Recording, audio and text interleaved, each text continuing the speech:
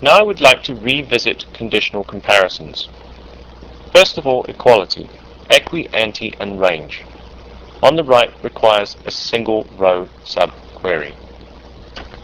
Let's take a look at some examples. First of all, I'm going to religiously set my column formats again.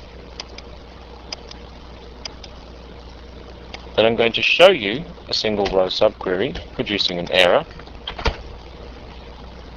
Selecting all the records from category again, remember we saw that before. And now I'm going to show you a single row subquery that does not produce an error, since it does return a single row. Additionally, I now want to show the equijoin not working with a multiple row returning subquery. The same applies to an anti-join, and the same applies to a range join. And now let's get a little silly and show subqueries on both sides of the equality sign. Let's take this query, which basically selects a unique name from the category table, where the distinct category ID on the left is actually equal to 6, and the one on the right is equal to 6 as well. So we're saying 6 is equal to 6. So we copy and paste this one in, and just for fun, we'll run that one. Basically what it does is it joins every category to itself. In this case, we'll use the anti-join and say not equals, and quite obviously we'll find absolutely nothing because there is no category that is not equal to its own category. Here's another example. What this example does is select a unique category name where the category ID is actually greater than the result of this query, which is 1, and the category ID is less than the result of this other subquery, which is 10. The like comparison also requires a single row subquery to function properly. Here's an example using like. I'm joining everything between act, show, and venue, and I'm saying where the venue name is like. Go and select the first row from the venue table.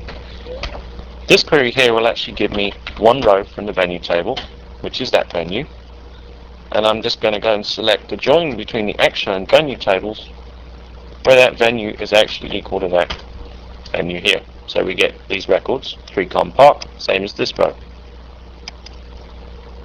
The next example, I'm simply going to reverse like and turn it into not like. So I will ultimately find everything which is not 3 Park, which I found before.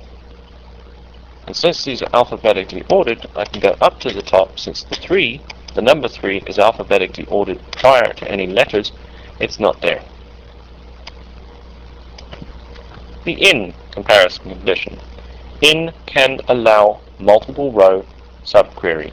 In other words, in is looking for membership, as opposed to saying am I equals to something or am I like one particular thing.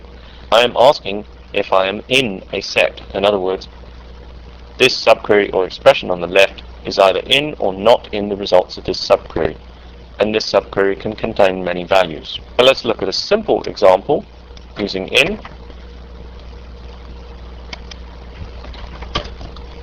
and a multi-row returning subquery. Again, exists or not exists. Remember that exists only allows an expression on the right. It does allow, as in does, a multiple row returning subquery. Multiple row returning subqueries imply a membership restriction on the calling query.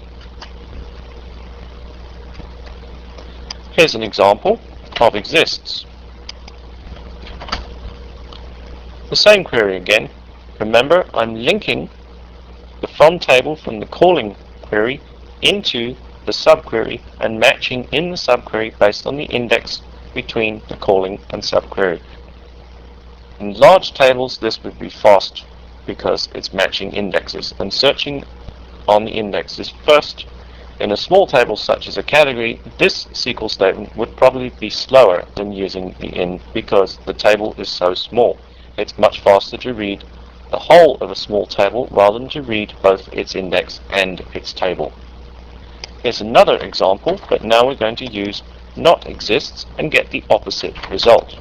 Now we've found all categories which do not have shows. Obviously we have the parent categories because they're not represented in the show table, and then we will not find, for instance, the comedy category in here, which you can see from this alphabetical order that comedy is not there.